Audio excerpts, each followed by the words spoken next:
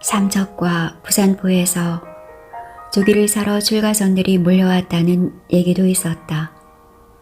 조선 사람들은 조기를 좋아하는 식성을 가졌기도 했지만 뭐니뭐니 해도 조상 제사 지내는데 조기는 절대적으로 필요한 제수이기 때문이다. 정호의 아비 김바오가 운율고을의 명문인 이명관의 집에 요긴하게 드나들 수 있었던 것도 그가 운율 앞바다에서 물 좋은 조기를 잡았기 때문이다. 이명관은 점정벼슬을 지낸 양반이었다. 시골의 벽진 고을에 점정벼슬을 지낸 사람이 있다는 사실은 그리 흔한 일은 아니었다. 정호는 닻을 올리고 철산 앞바다를 빠져나갔다. 그는 밝은 낮에 철산 앞바다를 제대로 관찰하지 못하는 것에 크게 아쉬웠다. 그러나 그는 다음 날 다시 오는 한이 있더라도 오늘 밤은 여기를 빠져나가야 한다고 생각했다. 그러나 그는 아무래도 다시 여기로 온다는 것이 어렵다는 생각이 들었다. 그래서 그는 다른 섬은 몰라도 가도에는 일단 상륙을 해보아야 한다는 생각을 했다. 가도에는 동광진지가 있기 때문이었다. 동광진지란 17세기 중반에 멸망한 명의 장군 모 문용이 국권의 회복을 위해 16년간 8개의 진지를 쌓고 저항한 요새이다. 이런 중요한 역사의 현장을 놓칠 수는 없는 일이었다. 가도와 탄도 사이의 해협에는 파도가 죽어 있었다. 그것은 정말 꿈길과도 같은 물길이었다. 그는 달빛에 의지해서 동광진지를 찾았다. 유적지는 거의 흔적이 없었다. 가끔 가다가 석성이 그 흔적을 남기고 있었다. 그것마저 깊은 잡초 속에 파묻혀 있어서 얼른 눈에 띄지를 않았다. 자기의 조국인 명의 국권회복을 꿈꾸면서 그 오랜 동안 여기 가도에서 항전하던 모문룡도 동료 장수의 손에 살해되고 말았으니 푸르스름한 달빛 아래 괴괴한 정적을 띠고 흩어져 있는 동강진의 유적은 인간 삶의 허물을 여실히 말해주고 있었다. 그는 달빛이 쓰러지고 다시금 이 큼직한 섬에 어둠이 새삼스럽게 깃들 즈음에서야 잡초를 헤치고 몸을 일으켜 세웠다. 멀리 선창포에서 불빛이 보였다. 그는 떠날 차비를 차렸다. 날이 새기 시작하면 도주하기가 적당하지 않을 것이었다. 세상사의 피비린내 나는 굴곡을 멀리한 채 자신은 오직 이 조선의 땅과의 힘에 겨운 대화를 시도해야만 한다는 생각을 다시금 다짐했던 것이다. 그는 닻을 한껏 올렸다. 배는 쏜살같이 밤바다를 미끄러져 갔다. 그는 다시금 어영도를 우회해서 용안포 앞바다로 나갔다. 그는 철산고을 경계의 해역에서 또 다른 다도해를 만났다. 그것은 반성열도였다.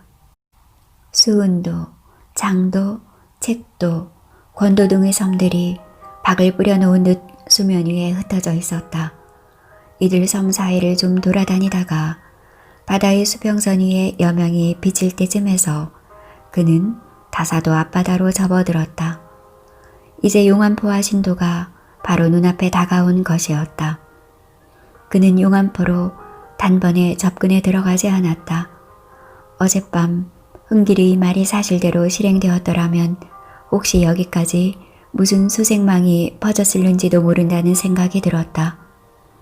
다사도에는 갈대가 짙었다. 원래가 압록강 하류에 위치한 대섬인 신도나 하중도인 신주평, 황초평, 신도, 대다사도, 다사도, 대연동도, 가차도, 노적도 등은 자고로 갈로서 유명한 섬이다. 신도의 서편에 자리 잡고 있는 마한도는 조선 반도의 최서단에 위치하고 있는 섬으로 유명하다. 그는 다사도 항으로 접근해 들어가면서 주위를 잘 살폈다. 그는 이런 백군으로서는 최인류급인 것이다. 이 일대에서 다사도 위의 섬은 전부가 겨울철에 얼어붙어 버리는 포구를 가졌을 뿐이다. 다만 다사도만이 부동항이다. 그는 숲속에서 아침밥을 지어 먹었다. 그리고 그는 눈을 조금 붙일 참이었다. 지난밤을 뜬 눈으로 세운 것이다. 그때였다. 누군가가 자기를 향해 다가오고 있는 것을 느꼈다. 정호는 바짝 긴장을 하면서 주변에 흩어져 있는 기다란 소나무 삭정이를 봐두었다. 여차 하는 날에는 그것이라도 들고 대항할 작정이었다. 꼼짝 마라. 움직이면 찌른다. 왼놈이 조용히 소리쳤다. 놈은 자기의 목소리가 멀리 퍼지는 것을 경계하는 눈치였다. 정호는 순식간에 삭정이를 한 손에 꼬나쥐고 몸을 솟구쳤다. 비호처럼 빠른 그의 동작이었다. 놈은 조금 놀라는 눈치였다. 놈의 손에는 시퍼런 환도가 쥐어져 있었다. 기이하게도 놈의 몸에서는 피비린내가 코를 찔렀다.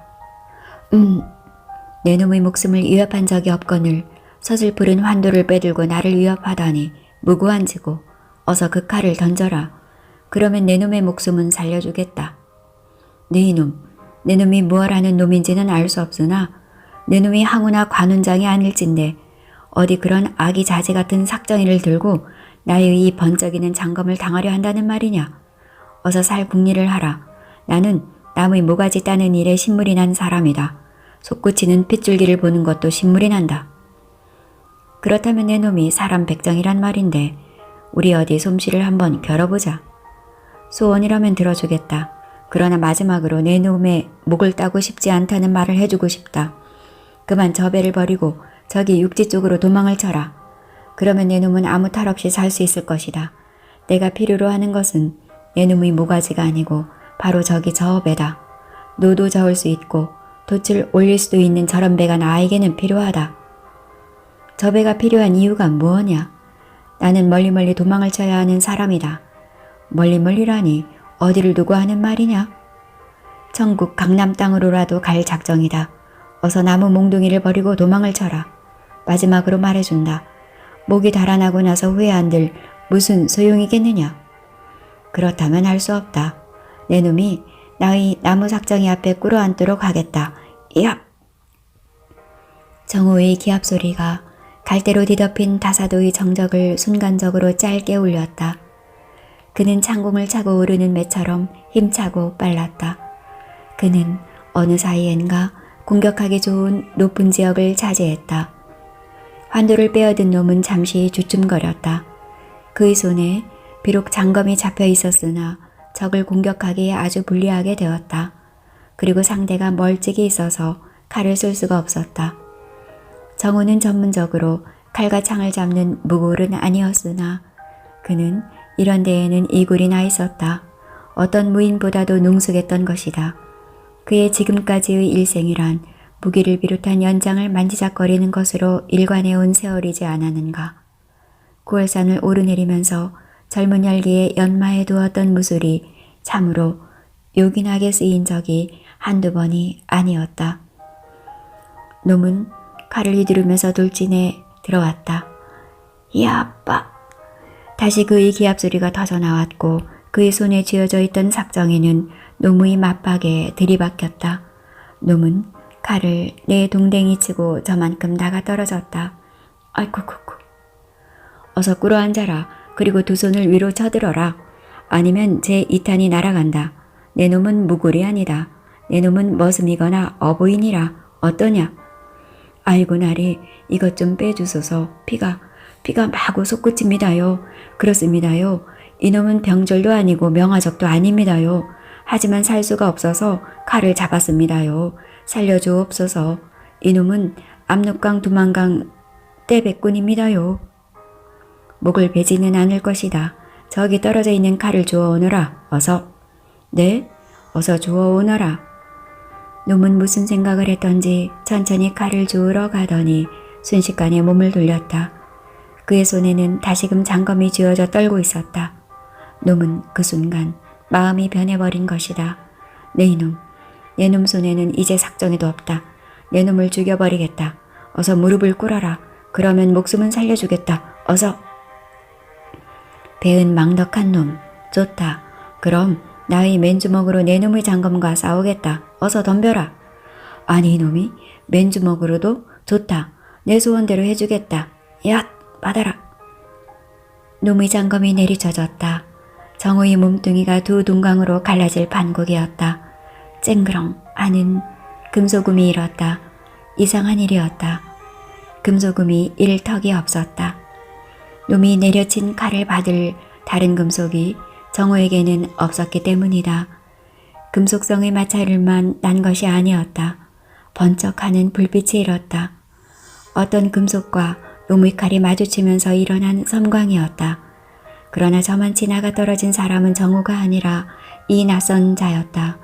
그러니까 정우는 그자가 내려친 칼을 손바닥에 쥐고 있던 금속으로 받아냄과 동시에 그의 아랫도리를 한 발로 후려친 것이었다. 그것은 의외로 강력했던 모양이었다. 그는 더욱 견디지 못하고 아쿠쿠쿠 하는 비명을 지르면서 대굴대굴 뒹굴었다. 물론 장검은 그의 손에서 떨어져 나와 저만큼 나뒹굴고 있었다. 그는 칼을 다시 줄 엄두도 내지 못했다. 그러네 이놈 다시 칼을 들고 오너라. 아이고 나리 이놈을 제발 살려만 주십시오. 그러면 죽을 힘을 다해 나리의 부하가 되겠사옵니다요. 나는 부하가 필요한 그런 사람이 아니다. 어서 그 칼을 이리로 가지고 오너라. 그것을 나에게 갖다 바치든지 그렇지 않으면 다시 그걸로 나를 찌르든지 내 놈 마음대로다. 어서 움직여라. 그렇지 않으면 내 놈 목을 내가 밟아버릴 것이니라. 아이고 그고 나리 제발 살려만 주옵소서.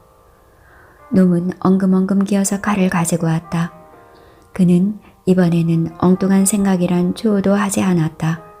칼을 정우에게 바친 놈은 그의 무릎 밑에 꿇어앉아서는 목을 조아렸다.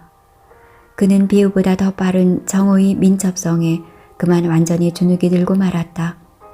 정우의 민첩성, 그것은 그의 끊임없는 몸의 단련에서 기인했다. 그렇다고 그가 무슨 목적을 가지고 몸을 단련한 것은 아니었다. 그는 다만 산전이 좋아 온 조선 팔도를 나돌아 다닌 것이다. 거기에서 그의 민첩성은 단련된 것이다. 그래, 내 놈은 무슨 연유로 나의 배를 노렸느냐? 소상히 일러라. 나리, 이놈은 사람을 한꺼번에 셋이나 죽인 놈입니다요. 그래서 배를 타고 아주 대놈 나라로 도망을 치려고 했습니다요. 사람을 셋이나 배요? 흉측천 놈이로구나.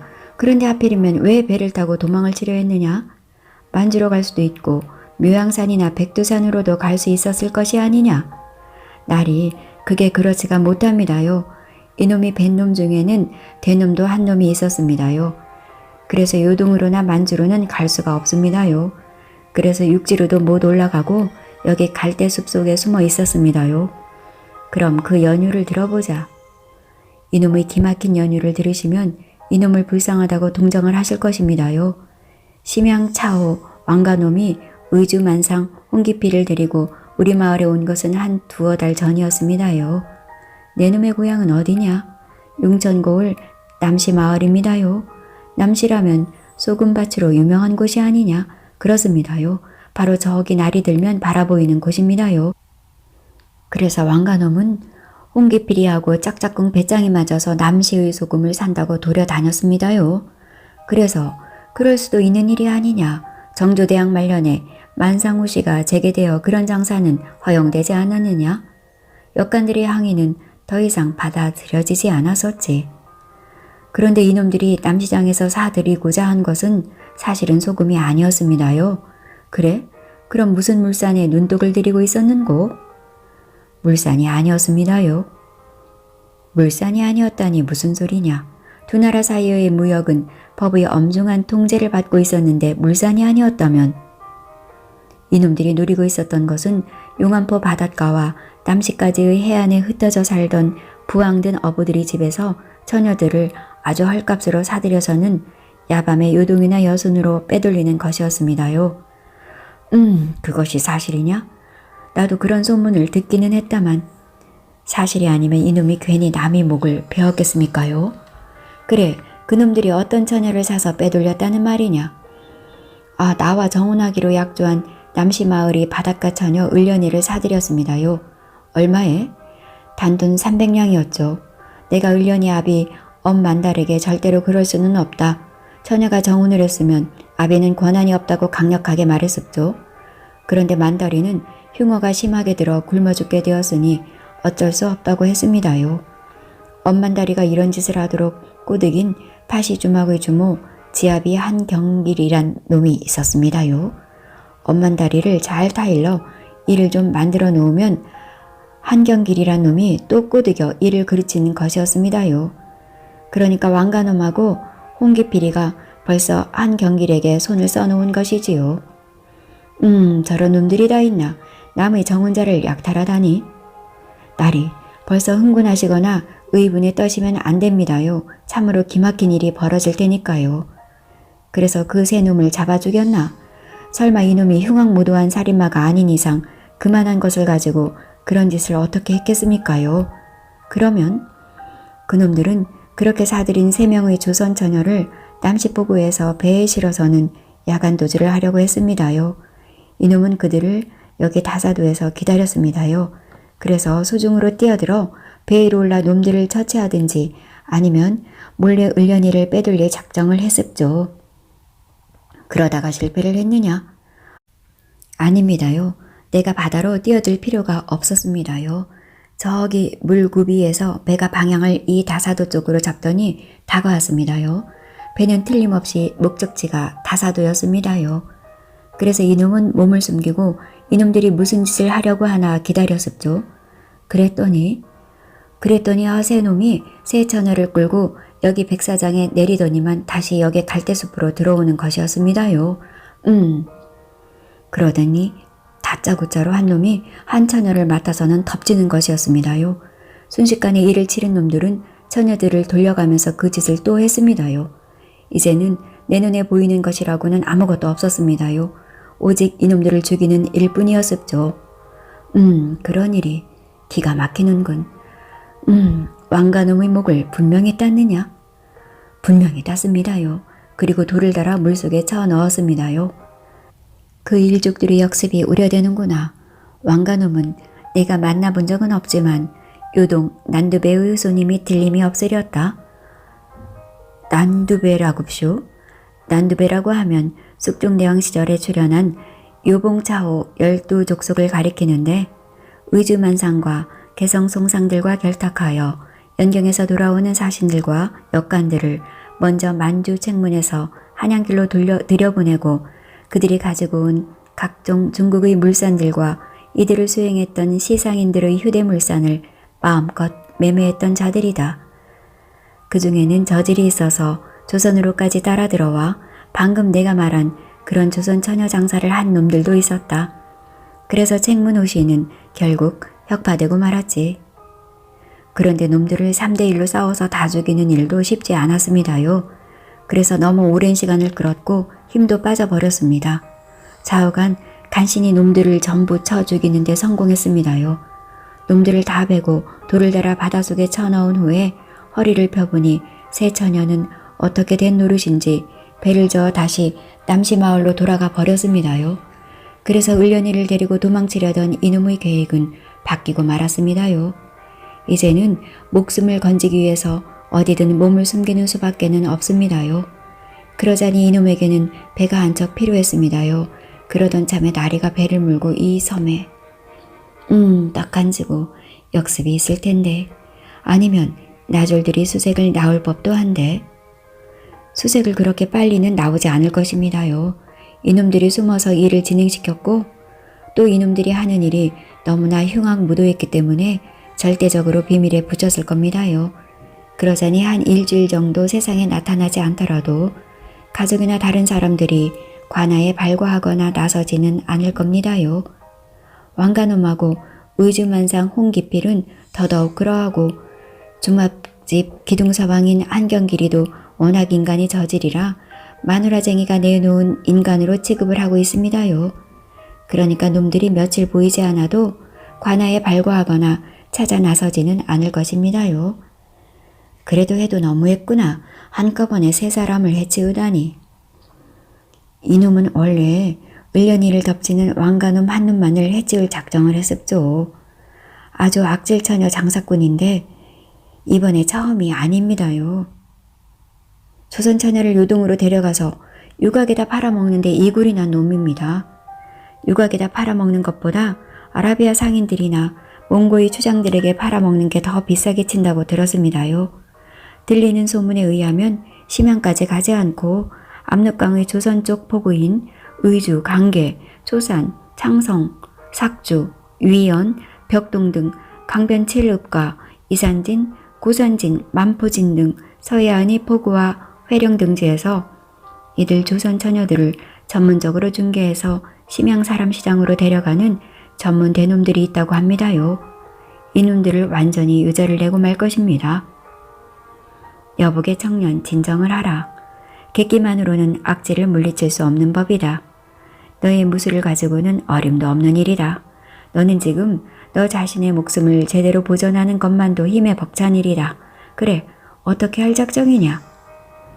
이놈이 나리를 따라다니면서 무술을 좀 더 익히는 것이 어떨는지요? 아사라, 나는 무인이 아니다. 나는 뛰어난 무술을 가지고 있는 것도 아니다. 그럼 나리는 무엇을 하시는 분이시온지요? 나는 참다운 지도를 그리기 위해 조선 팔도를 답사하는 학자이다. 참다운 지도를 그리기 위해? 왜 무슨 생각이 있느냐? 아니옵니다요. 이놈이 보기로는 나리는 당할 자가 없는 무사이신 것 같습니다요. 그래서 나리를 따르고 싶습니다요. 아서라, 그런 생각이라면 단념을 하거라. 나는 너에게 가르칠 무술이 없느니라. 그러시다면 그런 조그만 새 조각 하나로 이놈의 장검을 받아내신 기술은 도대체 무엇입니까요? 그거야 내가 내 놈 칼에 죽지 않으려니 할 수 없는 노릇이 아니냐? 그 새 조각으로 내 놈의 칼을 막아내지 못했더라면 나의 몸은 두 동강이 나고 말았을 것이다. 그런데 나리, 이놈이 나리께 정말 한 가지 소원이 있사옵니다요. 그것 하나만은 들어주옵소서. 그러면 이놈은 나리를 상전으로 모시고 그 지도를 그리기 위해 하신다는 조선 팔도 답사에 따라 나서겠사옵니다요. 그래서 분골셋인 나리를 위해 이 한 목숨 바치겠사옵니다요. 내 놈 소원이 무엇이냐? 내 놈이 날 따라 나서지 않아도 괜찮다. 그냥 내 놈 소원이 무엇인지 들어보고 싶구나. 을련이를 업어오는 일입니다요. 이놈이 을련이를 놔두고 혼자는 도망을 칠 수가 없습니다요. 그럴 법도 하구나. 어디 슬슬 시작해보자꾸나. 하지만 을련이가 배를 저어 다시 남시로 들어갔다면 자기들이 목격담을 다른 사람들에게 말했을 텐데. 그래, 새 처녀는 노를 저을 줄 아느냐? 을련이를 비롯한 새 처녀가 도망치를 치기 시작한 것은 이놈이 새 놈들하고 싸움을 시작할 무렵이었습니다요. 그래서 놈들이 목이 잘리는 장면은 보지 못했을 것입니다요. 그럼 을련이를 업어오도록 하자꾸나. 을련이는 분명히 내 놈을 좋아하느냐? 그거야 이놈이 알 수 있는 일은 아니지요. 그러나 우리는 남몰래 3번 정도 만난 적이 있었습니다요. 정을 통했느냐? 히히, 바로 이 숲에서. 그럼 가자꾸나. 저기 바닷가의 내 배를 갈대숲으로 가려라. 빨리빨리 행동해야 한다. 날이 새면 만사가 헛수고가 된다. 그리고 무엇보다도 이 사건이 사람들의 입에 회자되기 시작하면 우리의 안전이 위험하다. 자, 어서. 날이 그런 배를 타지 않고 어떻게? 배를 타면 기동력이 떨어져서 안 된다. 우리는 물개처럼 바다를 헤엄쳐서 가야 한다. 그리고 만약에 우리가 쫓기는 형편이 되면 우리는 바닷속으로 잠수를 해야 한다. 하지만 여기서 육지까지 헤엄을 친다는 것은 떼백꾼이란 놈이 헤엄을 물개처럼 치지 못하다니. 그래가지고서는 을련이를 업어올 생각은 마라. 자, 밀물이 올 시간이다. 지금 바닷가로 나가면 헤엄을 칠 필요도 없이 그냥 바닷가에 이를 수 있다. 바다 사정이 너무나 밝은 정오였다. 그들은 통나무 하나를 구해서는 바닷가로 나갔다. 그러고는 거기에 매달려 밀물을 타고 남시 앞바다로 나갔다. 바다는 아직 캄캄한 어둠 속에 빠져 있었다. 다만 푸르스름한 달빛이 수면 위를 비출 뿐이었다. 그런데 야 이놈아, 내 놈의 이름은 무엇냐? 차식이라옵니다. 오차식이. 듣기에 개성스러운 이름이구나. 오냐, 어쨌든 좋다. 을련이를 뒤도새도 모르게 업어와야 한다. 을련이가 반항을 하지 않도록 잘 다일러야 한다. 알아들었느냐? 만약에 반항을 하면 뒤통수를 때려 실신을 시키고 입에는 수건으로 재갈을 물려라. 물론입니다요. 그리고 일이 여의치 않더라도 이제는 더 무기를 사용해서는 안 된다. 알아들었느냐? 그러니 장검은 여기 바다에 버려라. 어서. 하지만 나리 혹시 칼이나 창을 가진 놈들을 만나면 어떻게 하옵니까요? 그럴 때는 내 놈과 대결할 때의 나의 모습을 보지 못했느냐? 삭정이를 들거나 맨손으로 대항해야 한다. 알아들었느냐? 네, 하지만. 자, 어서 버려라. 우리가 명화적이나 살인자가 되지 않기 위해서이다. 우리는 무기로서 남의 목숨을 위협하면서 우리 일을 진척시켜 나가지는 않는다. 그것은 참다운 학자의 길이 아니다. 자, 어서. 나리, 하지만 호신용으로라도 내 놈이 장검을 버리지 않으면 나는 다시 돌아가겠다. 어서 선택을 해라. 어서. 칼을 버리겠느냐, 계속 칼잡이로 남겠느냐. 그럼 할 수 없습니다요. 자요.